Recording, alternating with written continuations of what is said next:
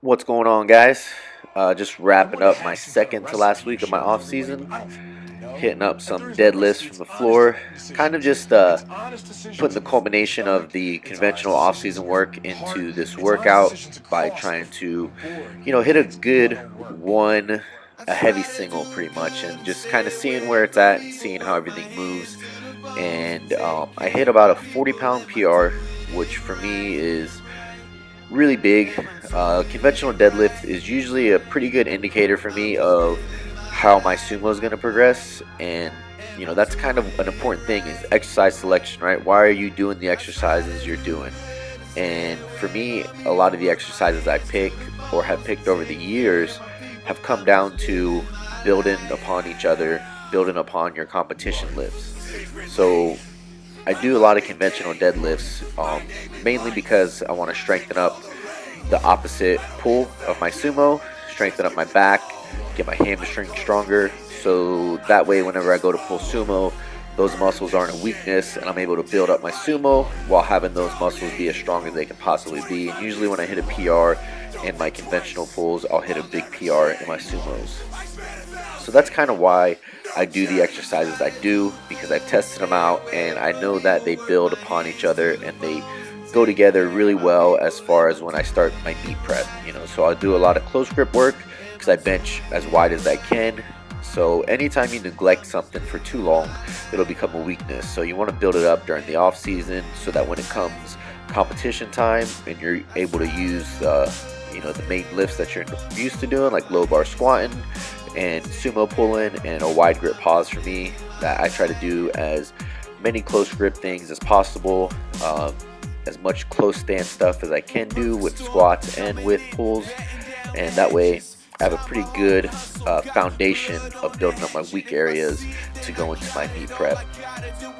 And for me, just still trying to learn the nuances and the technicalities of all the lifts and trying to get better every time. The more I can bring up a weak area, the more help it's going to be to kind of overtake some of my technical inabilities.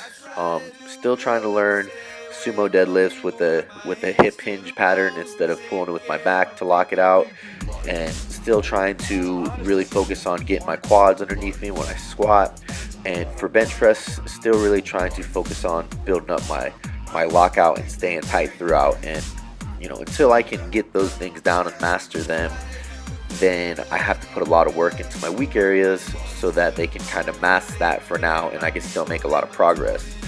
Now, I definitely feel like technique is the biggest proponent of progress there is. If you can master your technique and get it down perfectly, then there's really no kind of variable that will deter you from making progress other than exercise selection. So if you can get the technique down and if you can power through all that, then you'll be able to really find out where you're weak at and what you need to build on, and the technique's already there, so you just hammer that stuff down. And it's a good way of figuring out what exactly needs work. If your technique's not good, then you'll never know where you're weak at or what you need to work on. A lot of times people will say, well, I'm weak in my bench lockout or I'm weak in my deadlift lockout, and that's probably because 9 times out of 10 technically you started off in a bad position and your lockout's that much harder because you weren't able to do it. A lot of times, especially with deadlift, a lot of people just try to pull as fast as they can off the ground, which is great. But if you pull and it rounds your back and you have a hard time locking out, that's never going to fix itself unless you fix that technical flaw first. So work on that stuff. Work on building up your technique before you can, that kind of lays the foundation for how far you're going to go and how far you're going to progress. The close grip day worked up to 405 for some pauses. Had Joe come down from the Cheney, Washington area. So it's always really cool whenever we have guests come down to train with us and get in some work, kind of go over some stuff, teach some stuff. He's a low to mid 500-pound bencher in competition. He has a meet coming up here shortly, so we were just kind of refining a few things. Obviously, this close to a meet, you don't want to, point out so many things to where they try to fix everything. Just some minor things with him for him, his shoulders were tending to round forward a little bit, which was causing him to have some shoulder pain and causing him to lose tightness in his bench press. So we kind of worked on that a little bit, which is why you saw him doing a little bit of the tempo press in there.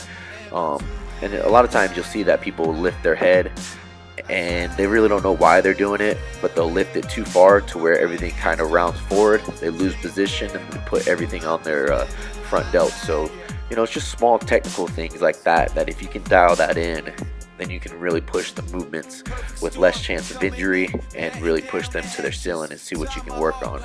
And then just finished up the week with some back movement, heading into my last week of off season, then a deload, then back to meet prep. I'll be 12 weeks out after that, so I'm really excited to see how much I've improved and if I've made the right exercise choices, and if I worked hard enough in the off season. That'll be the biggest indicator for me, is, you know, how much my total goes up.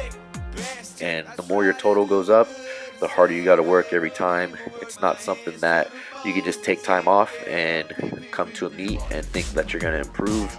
You know, all the improvements are done in the off season, so that's the time to work. That's the time to hammer stuff down and get better. I always appreciate you guys watching these videos. Make sure you like and subscribe if you haven't, and share these videos if you can. And until next time, guys, take care.